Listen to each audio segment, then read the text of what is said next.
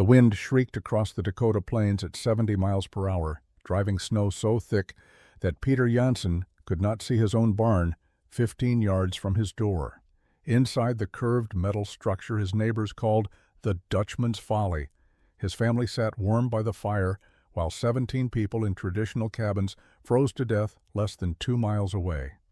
Before we begin, let us know where you're watching from, and if stories of frontier survival speak to you, subscribe, because tomorrow's tale is even more remarkable than this one. The roof came down at 2:30 in the morning on January 19, 1887. Peter Janssen woke to a sound like thunder, rolling across frozen ground, except thunder did not come in winter, and this sound was wrong, too sharp, too final. He sat up in the darkness of his cabin, listening. Annika stirred beside him. Their daughter, Margaret, slept in her small bed against the far wall. The sound did not repeat. Peter lay back down, but sleep would not return. Something in that sound carried wrongness that his mind could not dismiss. At first light, he dressed and went outside. The January morning was brutally cold, perhaps 20 degrees below zero, but the wind had died during the night. The sky showed pale gray through scattered clouds. Peter walked toward the sound he had heard, following instinct more than knowledge. The Hendricks family lived a quarter-mile east, their cabin situated near a grove of cottonwoods that provided some wind protection. Peter had helped Johannes Hendricks build that cabin 3 years earlier. It had been solid work, notched corners tight, roof beams properly spaced. Standard construction that had sheltered the family adequately through previous winters. He saw the problem from 50 yards away. The cabin's roof had collapsed inward, the ridge beam broken, the supporting structure driven down into the living space below. Snow from the roof now filled the interior where the Hendricks family had been sleeping. Peter started running, his boots breaking through the snow crust. He reached the cabin and began digging at the door, which was blocked by the collapsed roof structure. The door would not open. He moved to the window, smashed through the remaining glass, and climbed inside. The interior was chaos. The main roof beam had snapped near its center, and the weight of snow accumulated over weeks of heavy weather had driven the entire roof structure downward. Support posts had splintered. The walls had bowed outward under the force. Peter found Johannes first, crushed beneath a roof beam. His wife Clara lay nearby, already frozen. The children, 2 boys aged 7 and 9, were buried under snow and broken wood. All 4 were dead. Peter climbed back through the window and stood in the morning cold, breathing hard. He had seen death before. The frontier killed people with casual regularity through accident, disease, weather, and simple bad luck. But this was different. This was structural failure, predictable and preventable. The cabin had not been poorly built. Johannes had been a competent carpenter. The problem was the design itself, the fundamental approach to frontier construction that everyone used because everyone had always used it. Peter walked home slowly, his mind already working on questions he had never thought to ask. How much weight could a roof actually bear? How did snow load distribute across different shapes? Why did rectangular structures with peaked roofs accumulate snow while curved surfaces did not? He had no answers, but the questions would not stop coming. By the time he reached his own cabin, something had changed in how he understood shelter. His family was alive inside a structure identical in design to the one that had just killed his neighbors. That thought would give him no peace. Other men arrived by mid-morning. Word traveled quickly in the scattered settlement, carried by those who had heard the collapse or noticed smoke absent from the Hendricks chimney. They brought shovels and came to help dig out the bodies. Peter worked alongside them, saying little, watching how the structure had failed. The ridge beam had cracked where a knot weakened the wood. The weight above had found that weakness and exploited it with physics that cared nothing for human life. They laid the 4 bodies in the Hendricks barn, wrapped in canvas. The ground was too frozen for burial. That would wait until spring thaw. The men stood in the cold afterward, passing a flask of whiskey, talking in low voices about the tragedy. Most attributed it to bad luck. A weak beam, perhaps too much snow accumulating too quickly. Peter listened, but did not agree. This was not bad luck.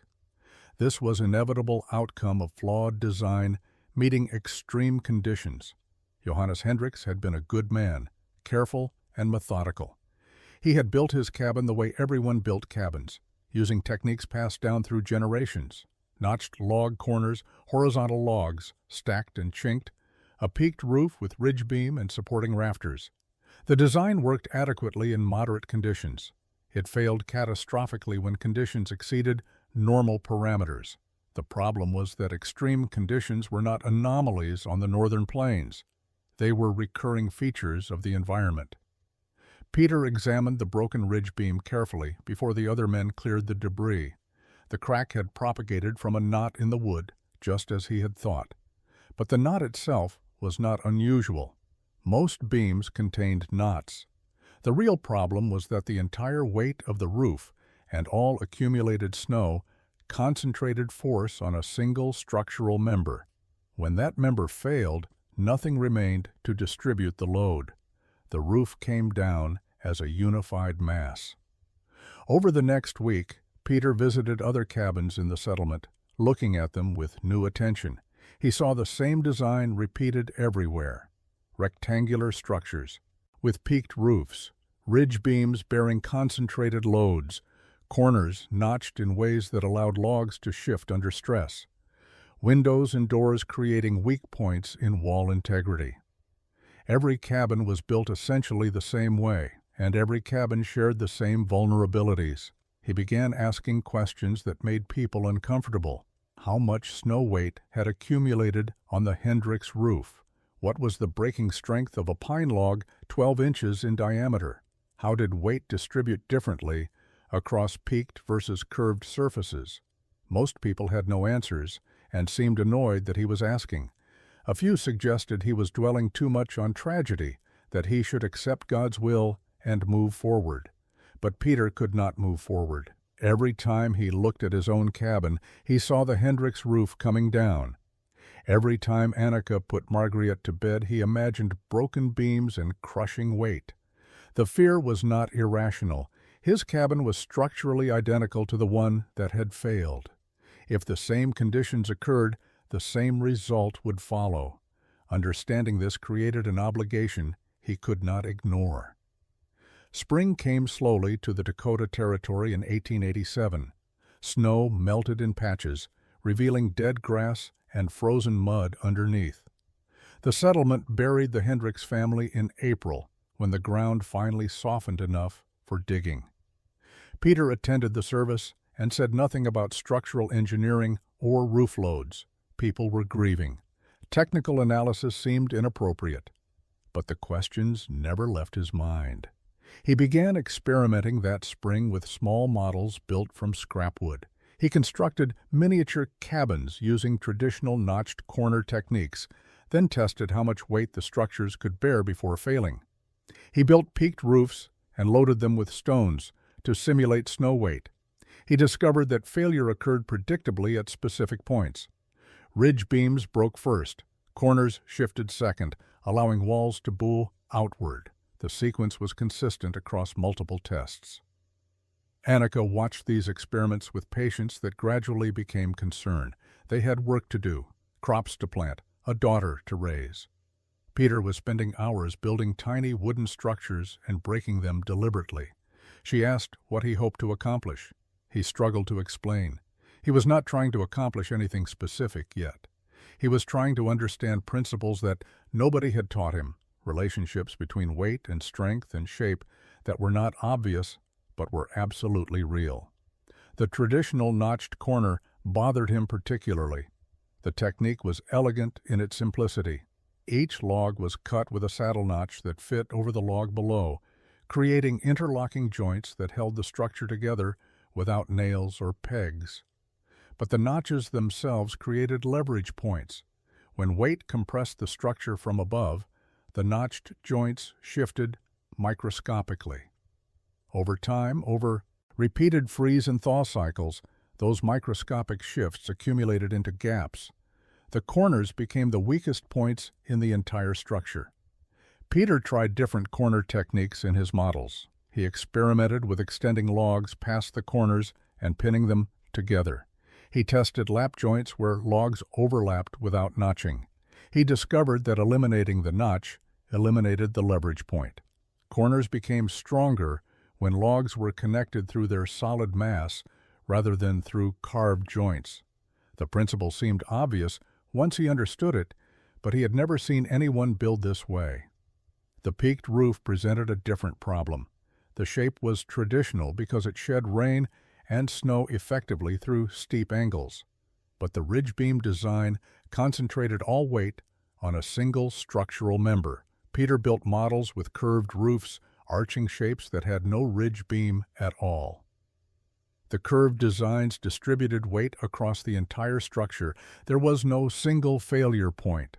A curved roof might eventually collapse under extreme weight, but it would not fail catastrophically the way peaked roofs did.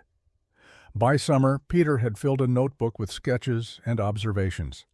He had tested dozens of structural variations and identified principles that seemed universally true. Distributing weight across multiple points was stronger than concentrating it on single members. Eliminating leverage points made corners more stable. Curved surfaces shed accumulation better than flat or angled surfaces. None of this was sophisticated engineering. It was basic physics observed through practical experimentation, but it suggested that traditional cabin construction was fundamentally flawed for extreme conditions. In July of 1887, Peter traveled to Fort Randall to purchase supplies. The journey took 2 days by wagon, following rough trails south toward the Missouri River. He needed basic goods, salt and flour and coffee, but he also wanted to see the fort's construction. Military buildings were engineered by trained architects, designed to withstand frontier conditions. Perhaps they knew techniques that civilian settlers had never learned. The fort disappointed him initially. Most structures were standard frame construction, wood buildings with conventional peaked roofs. They were well built, materials carefully selected and joined, but the fundamental design was no different from civilian cabins. Peter wandered the fort grounds after completing his supply purchases, looking at various structures, finding nothing particularly innovative. Then he saw the Quonset hut. It sat at the edge of the fort property, partially abandoned and clearly unused for several years. The structure was perhaps 30 feet long and 15 feet wide, shaped like a half-cylinder lying on its side. The walls and roof were a single continuous curve of corrugated metal, supported by internal ribs. The design was unlike anything Peter had ever seen. There were no walls, no roof, just a unified curved shell anchored to the ground at both edges. He approached the structure slowly, studying it from different angles. The curved shape was elegant and strange. Snow would slide off this surface naturally, unable to accumulate. Wind would flow over and around the curve rather than pushing against flat walls. The corrugated metal was thin but surprisingly strong, the ridges providing structural rigidity. Most importantly, there was no ridge beam, no single structural member bearing concentrated load. The entire curve distributed force across its complete surface. Peter walked around the Quonset twice, then found a soldier to ask about it. The man explained that these structures had been built during the war, temporary shelters designed for rapid deployment. They were called Quonset huts after a naval station where the design had been refined. The military had shipped them west for various uses, but had eventually abandoned many as permanent facilities replaced temporary ones. This particular hut had stored equipment, but was no longer needed.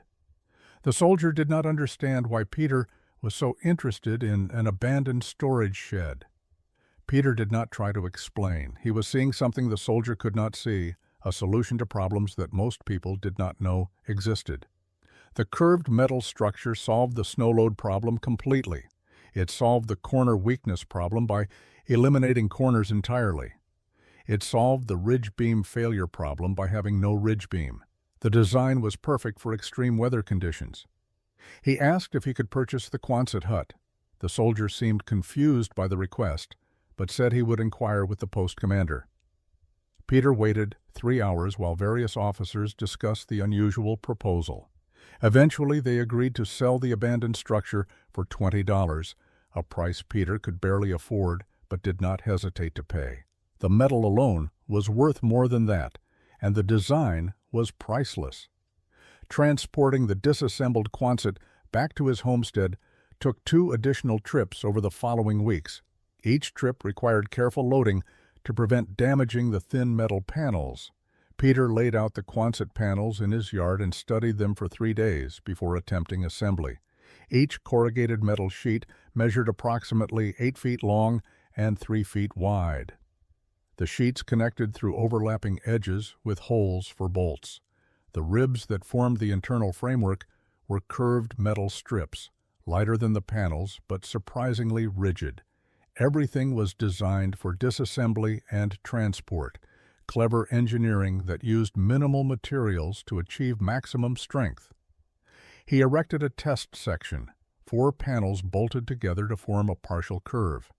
The structure stood without additional bracing. Peter pushed against it with his full weight. The curve flexed slightly but did not buckle. He climbed on top, distributing his weight across the arch. The metal held easily. The corrugations provided stiffness that flat metal would lack, and the curved shape converted downward pressure into outward thrust absorbed by ground anchors. Annika came out to see what he was building. She stood with Margriet on her hip, watching Peter test the metal arch. She asked if he planned to replace their cabin with this strange metal structure. Peter said he was considering it. Annika was quiet for a long moment, then asked practical questions. Would metal be cold in winter? Would it leak? How would they attach a stove chimney to a curved roof? Could they build windows into metal walls? These were good questions that Peter had not fully answered in his own mind. The bare metal Quonset would indeed be cold. Rain would drum loudly on the thin panels. The curved shape made conventional door and window installation difficult. The military design worked for temporary equipment storage, but would need significant modification for human habitation. Peter needed to adapt the Quonset concept to frontier living requirements. He spent August sketching variations. The core idea was the curved arch for snow shedding and load distribution. But he could add insulation over the metal, perhaps a thick layer of sod, like the dugout homes some settlers built into hillsides. Sod provided excellent insulation and would make the interior comfortable. The metal would be hidden inside, providing structural strength, while earth provided thermal mass. For the entrance, Peter designed a recessed doorway. Instead of mounting a door flush with the exterior curve, he would extend the structure forward, creating an alcove that protected the door from direct wind and snow. The recess would function as an airlock, a buffer zone between brutal exterior conditions and protected interior space. He had seen this principle in root cellars and storm shelters, but never in residential construction. Windows could be installed in the end walls rather than the curved sides. The Quonset would run lengthwise, and the vertical end walls would accept conventional window frames. This maintained the structural integrity of the curve while providing necessary light and ventilation. A stove chimney could exit through one end wall as well, avoiding the complications of penetrating the curved roof. By September, Peter had a complete design in his notebook. A metal Quonset frame, insulated with thick sod layers, anchored deep into the earth with recessed entrance and end wall windows. The structure would combine military engineering with frontier materials, creating something that looked like a traditional sod house from outside, but possessed structural strength far exceeding any cabin in the territory. Peter needed more metal than the single abandoned Quonset provided. His design required a structure large enough for his family, approximately 40 feet long and 18 feet wide. The existing panels would cover perhaps half that length. He needed to order additional corrugated metal sheets and curved ribs from a supplier in Sioux Falls. the nearest city with industrial materials available. The cost was staggering. Metal manufacturing was expensive, and shipping to frontier territories added substantial freight charges. The supplier's quote for the necessary materials totaled $65, more than many settlers earned in an entire year. Peter had saved money from selling wheat and from careful management of limited resources, but this purchase would consume nearly everything he had accumulated. Annika looked at the figures he had written in his notebook. $65 for metal, additional costs for bolts, tools, and other hardware. Perhaps $80 total before construction even began. They could build a standard log cabin for virtually no cash outlay, using timber from their own land and traditional techniques that required only labor and time. She asked him directly if he was certain this was necessary. Peter told her about the Hendricks family. He described the broken ridge beam and the crushed bodies. He explained the physics of snow load and structural failure.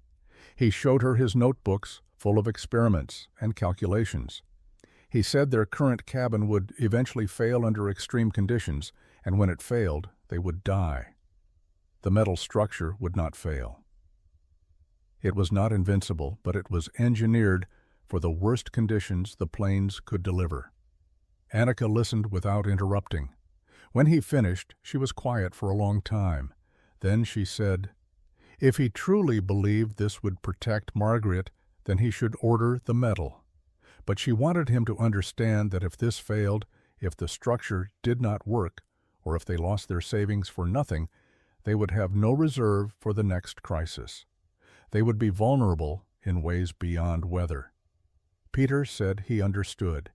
He sent the order to Sioux Falls the following week. The metal arrived in October on freight wagons coming north from the railroad, 4 wagons carrying bundled panels, ribs, bolts, and fasteners. The freight company charged an additional $12 for delivery to Peter's homestead, another expense he had not fully anticipated. The drivers unloaded the materials near his building site, stacking panels carefully to prevent damage. Neighbors saw the delivery. Word spread quickly through the settlement. Peter Janssen had spent a fortune on metal sheets for some kind of structure he was planning to build. People came by to look at the materials, asking questions Peter struggled to answer without sounding defensive. Why metal instead of logs? Why curved instead of rectangular? Why spend money when traditional methods cost nothing? He tried explaining the engineering principles, but his explanations sounded like excuses. People did not want physics lessons. They wanted to understand why someone would reject proven methods for untested experiments.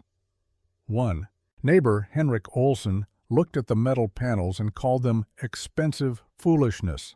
Another, Margaret Carlson, asked if Peter thought he was smarter than generations of settlers who had survived perfectly well in log cabins. Peter had no good answer. Construction began in late October of 1887. Peter had perhaps 6 weeks before winter weather made outdoor work impossible. The ground would freeze solid by December, and heavy snow would halt all construction until spring. If he wanted shelter completed before winter, he needed to work with relentless focus. He started by excavating. Traditional cabins sat on grade or on minimal stone foundations. Peter dug a trench 18 inches deep around the structure's perimeter, creating a continuous foundation below frost line. He filled the trench with stones gathered from his fields, layering them carefully and packing earth between them. The stone foundation would anchor the metal structure and prevent frost heave from shifting it during freeze and thaw cycles. The first metal ribs went up in early November. Each rib was a curved metal strip approximately 18 feet long, bent into a semicircular arch. Peter set them vertically, spacing them 4 feet apart along the structure's 40-foot length. The ribs attached to wooden sills bolted to the stone foundation. Getting the curves aligned properly was difficult solo work. He used temporary bracing, wooden props that held each rib vertical, while he positioned and secured the next one. After 3 days, he had 11 ribs standing in parallel arches.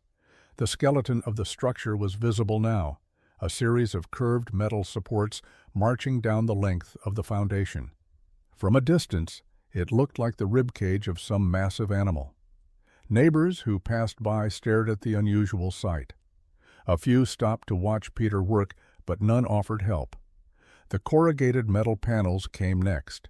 Each panel spanned between two ribs bolted to the metal framework through pre-drilled holes.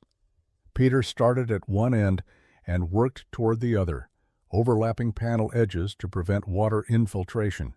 The panels were awkward to handle alone, large and flexible enough that wind could catch them like sails.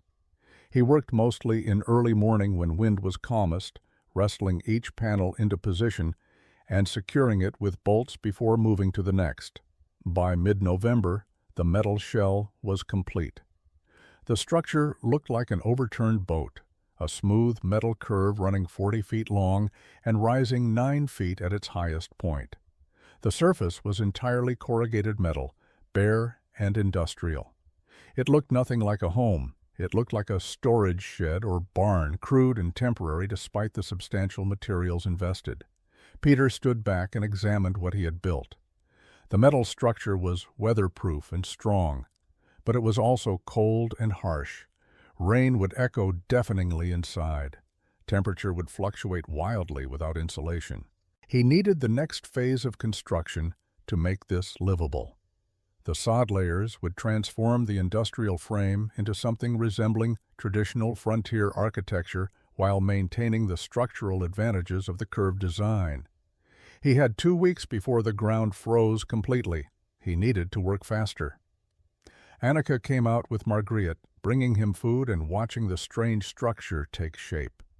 She asked when he would add walls and a door. Peter said soon, but first came the earth. The sod cutting began in mid-November, racing against the coming freeze. Peter needed thick strips of prairie sod, the dense root mat that held soil together in blocks strong enough to stack like bricks. He worked a half-mile from his construction site where undisturbed grassland provided the best material. His breaking plow cut strips 18 inches wide and 4 inches deep, long ribbons of earth bound together by grass roots. He loaded the sod strips onto his wagon and hauled them back to the metal structure. Each load required careful handling to prevent the strips from breaking apart. The work was brutally physical, cutting and loading and transporting hundreds of linear feet of heavy sod. His back ached by midday. His hands developed blisters that broke and reformed, but he could not slow down. The ground was already freezing at night. The sod went onto the metal shell in overlapping layers like massive shingles. Peter started at the bottom edge where the curve met the foundation. He laid the first course of sod strips horizontally around the entire structure, grass side down, roots pressed against the corrugated metal. The roots would continue growing, eventually binding the sod to itself and to any surface they touched. Above the first course, he laid a second course with edges overlapping the first, then a third course, a fourth, working his way up the curve. The overlapping pattern was critical. Water had to flow downward across the surface without penetrating to the metal underneath. Each sod strip shed water to the strip below, and that strip shed to the one below it, creating a continuous drainage path from top to bottom. The grass surface would grow together into a living roof, roots intertwining to form a weatherproof seal stronger than any manufactured material. By late November, Peter had covered half the structure. The sod layer was 12 inches thick, a massive weight of earth pressing down on the metal frame. He worried briefly that the combined weight might collapse the curve, but the arch held without visible stress. The physics worked as he had calculated. The weight converted to outward thrust absorbed by the foundation anchors. The curve grew stronger under load rather than weaker. The temperature dropped sharply in the final week of November. Morning frost persisted past midday. Peter worked through cold that numbed his fingers and made every movement painful. He cut sod from partially frozen ground, struggling to get his plow blade through earth that resisted cutting. The final loads were slow work, but he pushed forward. Stopping meant waiting until spring. and spring meant another winter in his old cabin. He completed the sod coverage on December 2nd. The entire metal structure was now buried under 12 inches of prairie earth. From a distance, it looked like a long earthen mound, a natural hill that might have been shaped by wind and erosion. Only the bare end walls revealed the structure's artificial nature. The curved roof was invisible beneath its living blanket of grass and roots. The entrance required more thought than any other element. A door mounted flush with the exterior would face the full force of prairie winds. Snow would drift against it, potentially burying it completely during heavy storms. Peter had seen conventional cabin doors torn from hinges by wind or made inaccessible by drifts. The entrance was where most frontier shelters showed their greatest vulnerability. He built a protective alcove extending 6 feet forward from the main structure. The alcove was essentially a short tunnel with the same curved arch design as the main building, but narrower, just wide enough for a single person to pass through comfortably. The tunnel walls were sod-covered metal, matching the main structure. The roof continued the same curve, creating a protected passage that shielded the actual door from direct weather exposure. The door itself was set at the inner end of this tunnel, recessed 6 feet back from the exterior opening. This placement created multiple protective advantages. Wind entering the tunnel mouth had to change direction twice before reaching the door, losing force with each turn. Snow blown into the tunnel would accumulate in the outer section, leaving the door itself clear. The tunnel functioned as a cold trap, a buffer zone where frigid air could settle without directly contacting the living space. Peter built the door from thick planks hewn from cottonwood, the densest wood available locally. He fitted the planks tightly using techniques he had learned from his father in the Netherlands, tongue and groove joints that created a solid panel with no gaps. The assembled door was 3 inches thick and heavy enough that it required substantial hinges. He mounted the hinges with bolts running completely through both door and frame, creating connections that could not be torn free by any force short of destroying the wood itself. Inside the tunnel, he installed a wooden bench along one wall. The bench served practical purposes. People entering could sit to remove snow-covered boots before going inside. The bench also provided storage for tools or supplies that needed to be accessible but did not require indoor space. Most importantly, the bench gave the tunnel a functional purpose beyond mere passage, making the seemingly excessive construction feel less wasteful. The tunnel's exterior opening had no door. Peter considered adding one, but decided against it. An outer door would accumulate snow and ice, potentially freezing shut when most needed. The open tunnel allowed airflow that prevented moisture buildup while still providing wind protection. The 6-foot depth was sufficient to block direct wind, and the curved design deflected what did enter. He completed the entrance construction in mid-December. Snow was falling regularly now, light dustings that previewed heavier weather to come. Peter stood in the tunnel, looking outward at the gray winter sky, then turned and looked inward at the door he had built. The space felt secure, protected, almost cave-like in its sense of enclosure. Wind blew outside, but inside the tunnel the air was still. Annika came out to see the finished entrance. She walked through the tunnel slowly, running her hand along the sod-covered walls, noting the bench, examining the heavy door. She said it felt like entering a root cellar, that sense of descending into earth even though the structure was not underground. Peter said that was intentional. The neighbors came to see the completed structure in late December. Word had spread about the strange curved building Peter Janssen had been constructing. People were curious, and December's relatively calm weather gave them opportunity to travel the settlement's scattered homesteads. They arrived individually and in small groups, walking around the sod-covered mound, peering into the tunnel entrance, asking questions that mixed genuine interest with thinly veiled mockery. Henrik Olsen called it the Dutchman's Folly, a name that stuck immediately. He stood looking at the curved roof and said he had never seen anything so odd. Why would someone bury good metal under dirt? Why build a tunnel when a simple door worked fine? Why spend a fortune on something that looked like an overgrown potato cellar? His wife Astrid suggested it looked more like a grave mound, which made several people laugh uncomfortably. Margaret Carlson was more direct. She asked Peter what was wrong with a proper cabin. Her family had lived in a log cabin for 8 years without problems. The cabin was warm, dry, and had cost them nothing but labor. This strange structure had cost Peter more money than most families saw in 5 years. What had he gained for that expense? A home that looked like a hill and required tunneling to enter? Peter tried explaining the engineering principles. He described snow load distribution across curved surfaces. He talked about the Hendricks family and roof collapse. He explained how the recessed entrance protected against wind and drifting. Most people listened politely, but with visible skepticism. A few nodded in ways that suggested they were humoring him rather than understanding him. No one seemed convinced that traditional building methods needed improvement. Thomas Wright, who had some carpentry experience, examined the entrance tunnel and said it was a waste of materials. The 6-foot recess served no purpose that a good overhanging roof could not accomplish. The sod covering was excessive when simple chinked logs provided adequate insulation. The metal framework was unnecessary expense when wooden beams had supported roofs for centuries. Every design choice Peter had made seemed like overcomplication without corresponding benefit.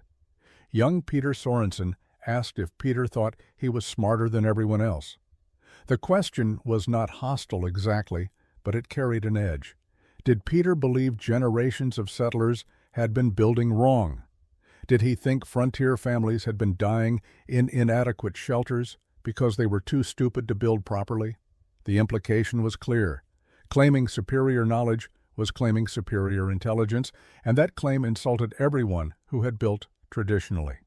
Peter did not know how to answer without sounding arrogant. He said he was not smarter than anyone. He had simply thought carefully about a specific problem and tried to solve it. He was not telling others how to build. He was building for his own family based on his own observations and calculations. If others wanted to build differently, that was their choice. But the damage was done. The settlement had a name for his structure now: Janssen's Folly. The mockery intensified through January of 1888. Children picked up the name their parents used and turned it into playground chant. Janssen's Folly, Janssen's Folly. The Dutchman built a metal dolly. The rhyme made no sense, but it circulated through the few families with school-aged children. Margaret heard it when Annika took her to the settlement gathering at the Olson homestead and came home asking what a metal dolly was. The adults were more creative with their criticism. Henrik Olson started calling it the tin coffin, suggesting the metal structure would trap the Janssen family like a tomb. He pointed out that metal conducted heat poorly, that the interior would freeze solid in winter despite the sod covering. Others picked up this concern, speculating that Peter's family would wake up with frost covering the interior walls, their breath freezing in the air, the metal shell conducting cold directly into the living space. Lars Peterson called it the metal mole hole and made elaborate jokes about Peter burrowing underground like a rodent. He said the tunnel entrance looked like something an animal would dig, not a proper home for civilized people.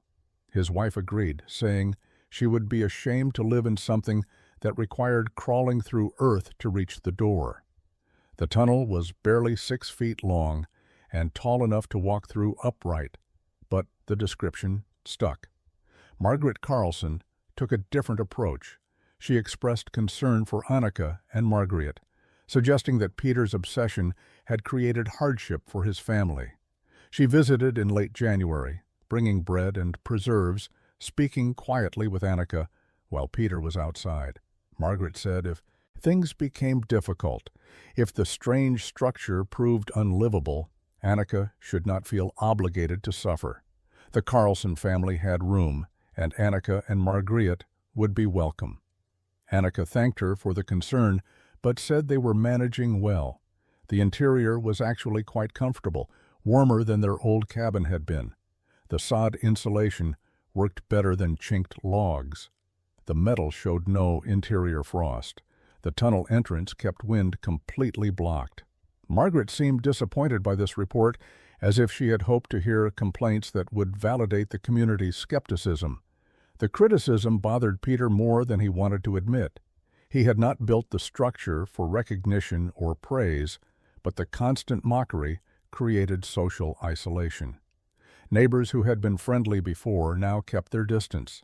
Some avoided him entirely at community gatherings. Others engaged only to make jokes about his unusual home. The message was clear. He had violated social norms by rejecting traditional methods, and the community was punishing that violation through exclusion. Annika saw the isolation affecting him. She said people always feared what they did not understand. Give them time. Let the structure prove itself through a full winter. Actions would speak louder than explanations. Peter wanted to believe her, but winter was already half over, and nothing dramatic had occurred to validate his design. The structure worked well, but working well was not vindication.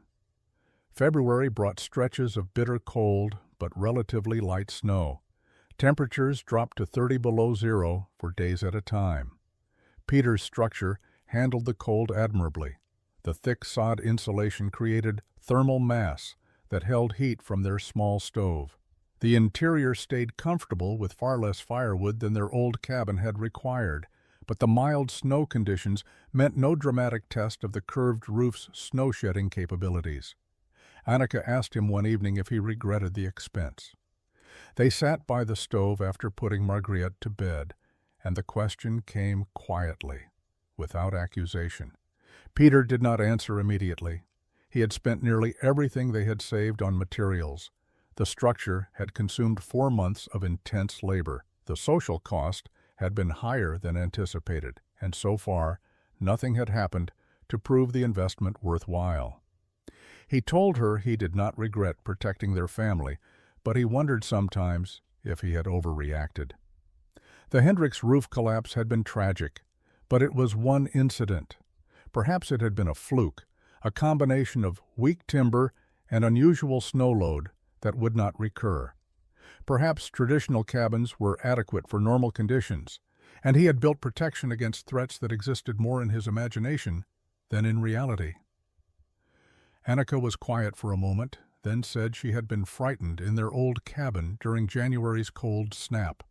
The walls had gaps where chinked logs had shrunk. Wind came. Through cracks she could not seal. Ice had formed on the interior walls near the corners. She had lain awake some nights listening to wind and wondering if the structure would hold. She did not tell him this at the time, because he was already dealing with criticism from neighbors. But she had been afraid. This structure felt different.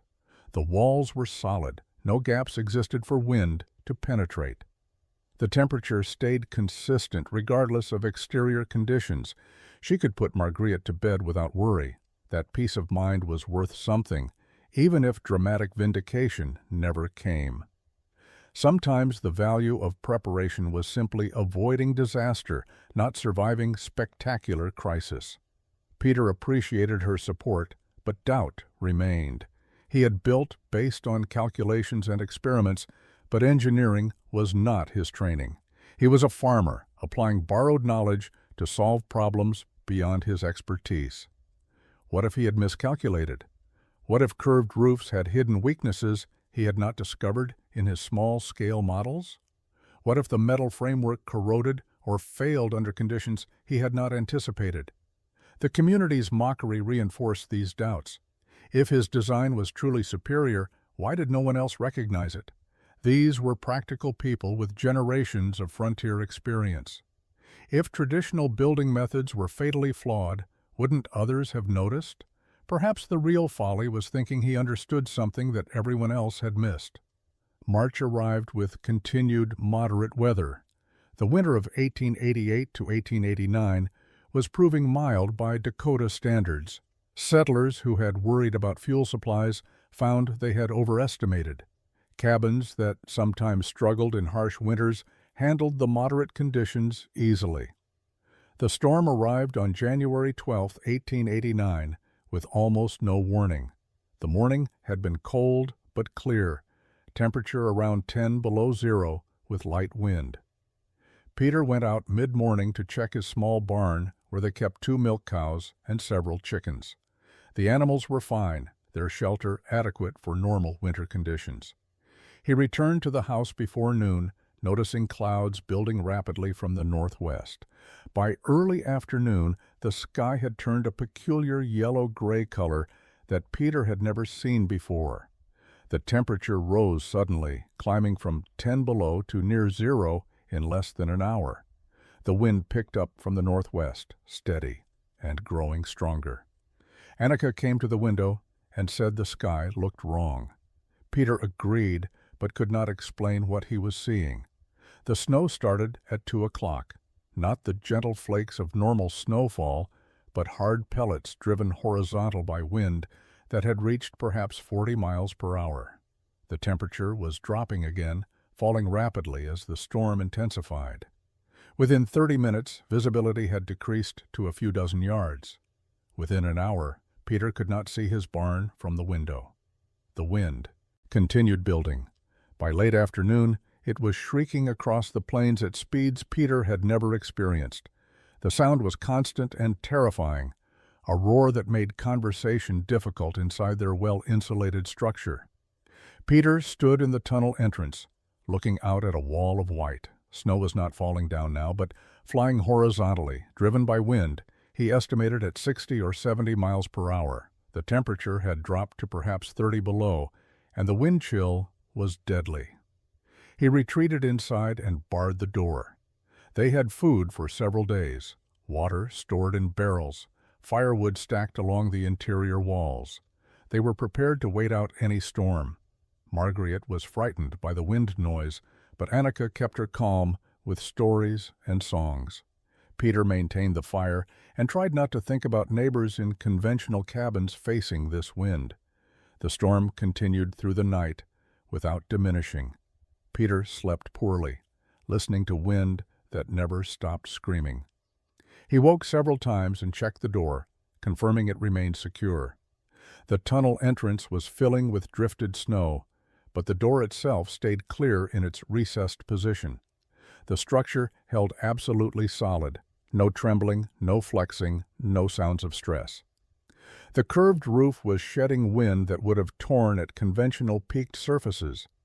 Morning brought no relief. The storm was still raging at dawn, visibility zero, wind undiminished. Peter realized this was not a typical blizzard that would pass in a day. This was something else, a weather event beyond normal parameters. He thought about his neighbors. Traditional cabins were built to withstand normal winter storms. This was not normal. The second day was worse than the first. Temperature dropped further. Wind increased, if anything, reaching speeds that seemed impossible. The storm continued into the third day with unrelenting fury. Peter stood in the tunnel entrance after dawn, looking at a wall of white that revealed nothing. Snow had drifted halfway up the tunnel opening, but the 6-foot recess meant the inner door remained completely clear. He could exit and enter freely, despite accumulation that would have buried a conventional door. The curved roof above showed no stress, no sagging, no indication of the massive weight that must be accumulating. Inside, Annika was rationing their firewood more carefully. They had plenty remaining, but the storm showed no signs of ending, and prudence required planning for extended duration. Margaret asked when the wind would stop. Neither parent had an answer. The child accepted this with the resilience children showed, returning to her cloth doll and the game she invented to pass time. Peter thought constantly about his neighbors. The Olson family lived in a cabin built 5 years earlier, traditional notched log construction with peaked roof. The Carlson cabin was newer, only 2 years old, built with care by Thomas Wright's experienced hands. The Peterson family's home was older, perhaps 8 years, showing signs of settling that Lars had been meaning to address. How were these structures handling wind that had now been blowing at extreme speeds for more than 60 hours. The physics were straightforward. Peaked roofs accumulated snow in patterns determined by wind direction and roof angle. In normal storms, some snow would slide off, some would blow clear, some would accumulate in drifts along ridge lines. But this was not normal snow. This was powder, driven at tremendous speed, packing into every surface, building weight faster than any shedding could relieve it. A standard cabin roof might be bearing thousands of pounds of snow by now. The wind created additional stress. Conventional rectangular cabins presented flat walls to wind direction. The wind pushed against these walls with enormous force, looking for weaknesses. Windows were obvious vulnerabilities, glass that could shatter under pressure or flying debris. Doors were weak points, particularly if hinges were mounted conventionally. The notched corners that everyone used created leverage points where wind pressure could work against structural joints. Peter had eliminated these weaknesses in his design. The curved walls deflected wind rather than resisting it directly. The structure had no corners for wind to exploit. The recessed door was protected from direct pressure. The sod covering added mass that anchored everything. But his neighbors had not eliminated these weaknesses. They had built using proven methods that worked in normal conditions. This was not normal conditions. On the afternoon of the third day, the wind finally began to diminish. The change was gradual, but unmistakable. The constant shriek dropped to a howl, then to a roar, then to merely strong wind. Visibility improved slightly, expanding from 0 to perhaps 20 yards. Snow was still falling, but not with the horizontal fury of the previous days. The storm was releasing its grip. Peter prepared to go outside once the wind dropped below dangerous levels. The wind died completely on the morning of the fourth day. Peter woke to silence that felt unnatural after 70 hours of continuous roar. He dressed in his heaviest clothes and told Annika he was going to check on neighbors. She asked him to be careful. The temperature was still brutally cold, and exertion in these conditions could kill as surely as the storm itself. He pushed through the drifted snow in the tunnel entrance and emerged into a transformed landscape. Snow had accumulated to depths he had never seen, 4 feet level in protected areas, drifts 8 or 10 feet tall where wind had piled it. The sky was clearing, pale blue showing through thinning clouds. The air was deadly still, and so cold it burned his lungs. His barn had partially collapsed. The roof had come down on one side, crushing the structure, but creating a lean-to shape that might have protected the animals.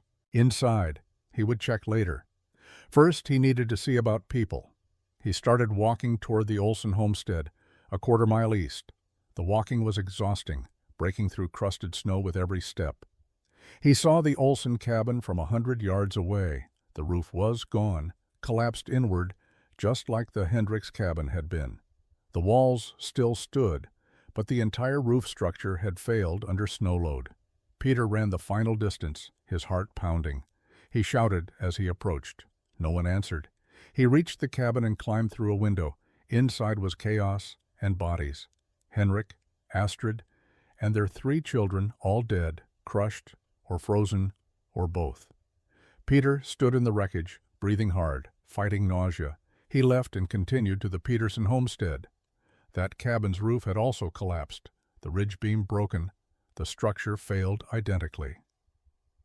Lars, his wife Emma, and their 2 children were dead inside. Peter did not enter. He could see enough through the broken wall to understand what had happened. The Carlson cabin showed different damage. The roof had held, but the door had been torn off, and wind had gotten inside. Margaret and Thomas had tried to block the opening with furniture, but the cold had won. They were frozen near their makeshift barricade. Their son Jacob was dead in his bed. Peter moved through the settlement, checking each homestead systematically. Some families had survived.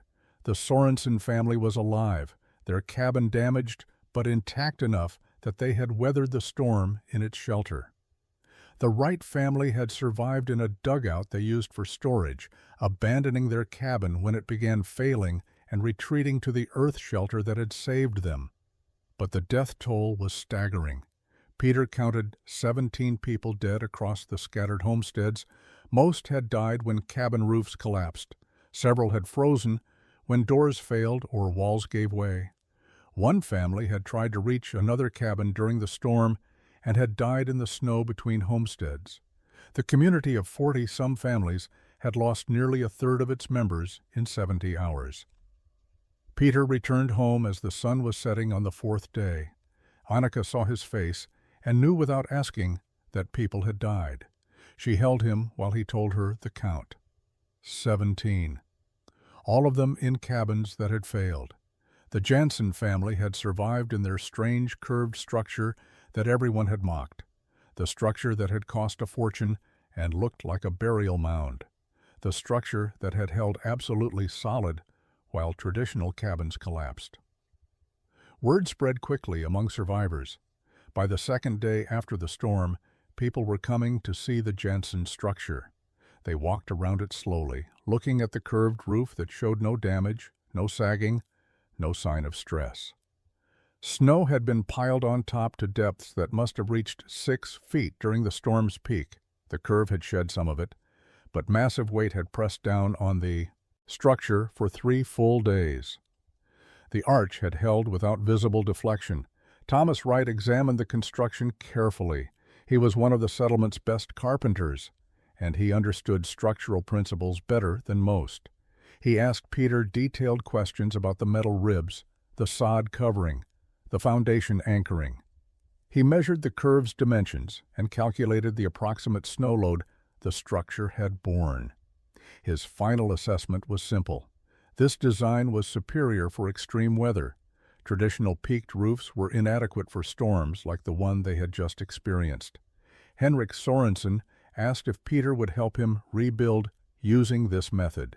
His family had survived, but their cabin was damaged beyond repair. He needed new shelter before next winter, and he wanted something that would not fail. Peter said he would help, but metal was expensive and difficult to obtain. Henrik said he understood. He would find the money. His family's survival was worth any cost. Others asked similar questions over the following days. How much metal was needed? Where could it be purchased? How long did construction take? Could the design be modified for larger families? Peter answered everything honestly, including the costs and the labor requirements. Some people were discouraged by the expense and decided to rebuild using improved traditional methods, stronger beams and better corner bracing. But several families committed to attempting the curved metal design. Margaret Carlson's family was gone. She had no one left and no reason to rebuild. She sold her land to the Sorensen family and moved east to live with relatives. Before she left, she came to see Peter. She apologized for her earlier criticism. She said she had been wrong, and her wrongness had cost her family's lives. Peter said no one could have predicted a storm of that magnitude. Margaret disagreed. Peter had predicted exactly this kind of event. He had built protection against it, while everyone else had dismissed the possibility. She left the settlement carrying grief that would never fully heal. The storm became known as the Killer Blizzard of '89. 17 dead in their small settlement, hundreds more across the Dakota and Montana territories. The death toll would have been higher if the storm had struck more populated areas. Spring came late to the Dakota Territory in 1889. Snow melted slowly through March and April, revealing damage the blizzard had inflicted: collapsed cabins, dead livestock, debris scattered across miles of prairie. The survivors began rebuilding as soon as the ground thawed enough for construction. Several families had decided to adopt Peter's design, and he found himself teaching techniques he had learned through solitary experimentation. Henrik Sorensen was the first to commit fully to the metal arch concept. He traveled to Sioux Falls in April and returned with corrugated panels and curved ribs similar to what Peter had used. The cost was substantial, nearly $70 including freight, but Henrik did not hesitate. His family had survived the blizzard in a damaged cabin through luck more than engineering. He would not trust luck again. Peter helped Henrik lay out the foundation and erect the metal ribs. The work went faster with 2 men, and Henrik learned quickly. He understood the principles once they were demonstrated. The curved shape distributed weight, the sod insulation provided thermal mass, the recessed entrance protected against wind and drifting. By June, Henrik had a completed structure that mirrored Peter's design with minor modifications for his larger family. Thomas Wright took a different approach. He could not afford the metal materials, but he adapted the core concepts to traditional building methods. He built with logs, but used a curved roof design instead of peaked. He extended his logs past corners and pinned them together, eliminating the notched joints that had failed under stress. He built a recessed entrance using log construction. The result was a hybrid structure that incorporated Peter's principles without the expensive metal framework. Other families watched these experiments with interest. The metal structures were clearly superior but remained expensive. Thomas Wright's hybrid approach offered a middle path, improving traditional methods without requiring materials beyond most settlers' budgets. By late summer, 3 more families had started construction using variations of the curved roof concept. The techniques were spreading organically through the community. The settlement developed new terminology. Structures built with metal frames and sod covering were called Janssen style. Acknowledging Peter as the originator even though he had never claimed the title, buildings that used Wright's log-based curved roof adaptation were called Prairie Arch style. Both terms entered common usage among settlers discussing construction methods. Peter noticed the social dynamic shifting. Neighbors who had mocked his structure now asked for advice. Men who had called it foolish now studied its construction carefully. The change was not accompanied by apologies or acknowledgments of earlier criticism. People simply moved forward as if their previous skepticism had never existed. Peter found this mildly frustrating but ultimately unimportant. The goal had never been recognition. The goal had been survival, and the techniques were now spreading to protect others. By autumn of 1889, the settlement had rebuilt. 7 families now lived in structures incorporating curved roof designs. Another dozen had rebuilt using traditional methods, but with improved materials and stronger joints. Peter Janssen continued farming his Dakota homestead through the 1890s as the frontier gradually became less wild. Towns grew where scattered settlements had been. Railroads extended through territories that had known only wagon trails. The fur trade era ended completely, replaced by agriculture and ranching. Peter and Annika raised Margriet and added 2 more children, a son born in 1891 and another daughter in 1894. The Janssen-style structures spread beyond their immediate settlement. Travelers passing through saw the curved sod-covered buildings and asked about them. Some carried the ideas to other regions. By the mid-1890s, variations of the design appeared in Montana, Wyoming, and western Nebraska. The structures were particularly popular in areas that had experienced the killer blizzard, where survivors understood the value of engineering that exceeded normal requirements. Professional architects began noticing the frontier adaptations. A traveling engineer from Chicago visited the Dakota settlement in 1896 and spent 2 days examining the metal arch structures. He made detailed sketches and measurements. 6 months later, an article appeared in a Western Territories building journal describing the hybrid Quonset sod construction used by Dakota homesteaders. The article credited no individual inventor, but acknowledged the practical innovation of combining military engineering with traditional frontier materials. Peter never sought recognition beyond his community. He remained a farmer who had solved a specific problem through careful observation and methodical experimentation. The fact that his solution had spread to help others was satisfying, but not something he promoted. He had built protection for his family. Others had recognized the value and adapted the techniques. That was sufficient.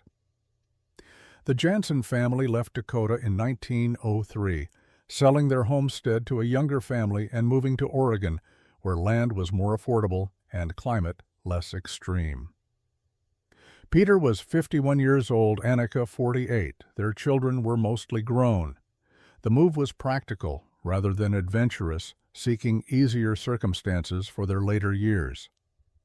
Peter died in 1911 at age 59 from pneumonia, a common killer that engineering could not prevent. Annika outlived him by 14 years, passing in 1925 surrounded by grandchildren who had never known frontier hardship. Neither had lived to see how extensively their contribution had spread. The structures remained. Homesteaders who bought abandoned properties found curved metal buildings still solid decades after construction. Some were occupied continuously through multiple generations of owners. Others served as barns or storage buildings, their robust design making them valuable for any purpose requiring weather protection. A few survived into the 21st century, preserved as examples of frontier innovation. Modern historians studying Great Plains settlement patterns eventually documented the Janssen-style construction, tracing its origins to the 1880s Dakota Territory and the killer blizzard that had killed 17 people.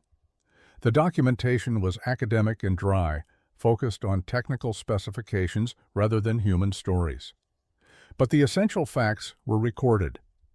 One settler's response to tragedy had created techniques that saved dozens of lives over subsequent decades.